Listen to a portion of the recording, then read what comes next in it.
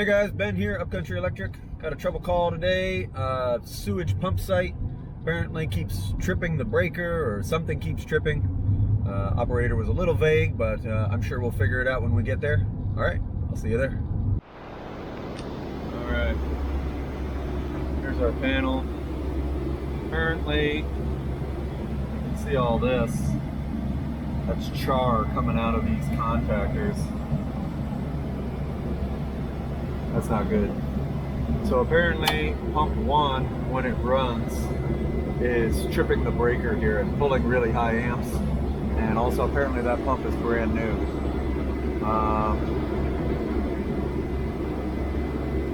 There it goes running on pump 2 automatically. Let's get some readings and see what's going on. Okay, check supply voltage. There he goes sucking out. Line in volts.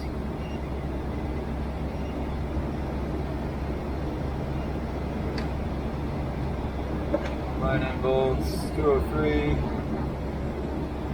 207, 202. When pump 2 was just running, it was pulling about 6 or 7 amps on each leg.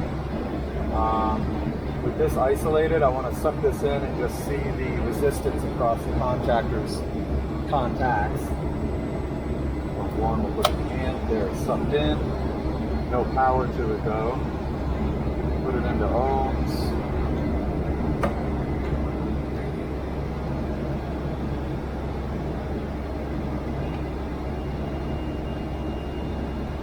Good, 0 ohms,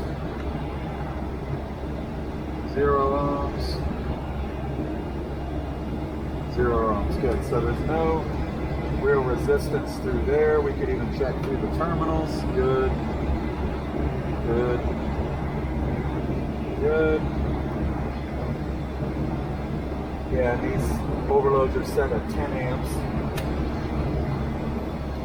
Let's kind of just want to continuity check. I might even go get my megger to meg the motor. From what they're saying, it's pulling very high amps, like unusually high.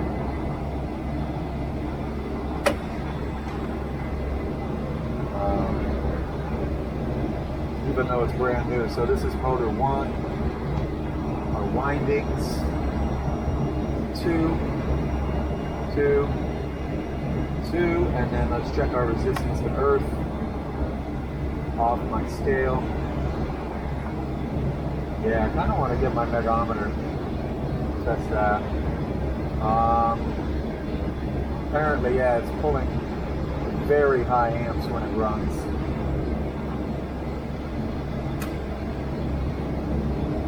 Let's watch it and see what happens. So we'll put amps onto line 1.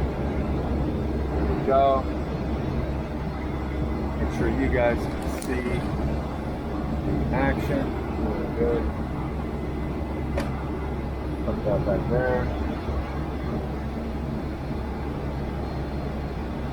That on.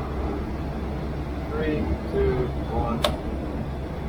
48. Yeah, it's overloaded. That doesn't seem like a dead short to me, but it does seem like it's overloaded. Let's try line 2. Same thing, 47. Yeah, so it's not, I don't think we've got a dead short. I think we've got a motor that's jammed up, honestly. I think I'm going to call the operator and see, get some more details from them on how long it's been in before it started acting like this, if it did it right away, and any other symptoms they saw when they had it out of the ground. I don't think I need a megometer. I could try spinning it in the other direction, but that's about it for tests that I can do here. Let me give them a call.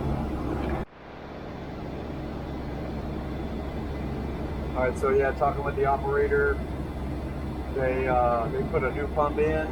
They checked rotation when they installed it. They saw correct rotation. It ran for a day or so. Then they came back a short time later, and that's when they noticed the higher amps and everything tripped. To me, it seems like the impeller on the pump is jammed.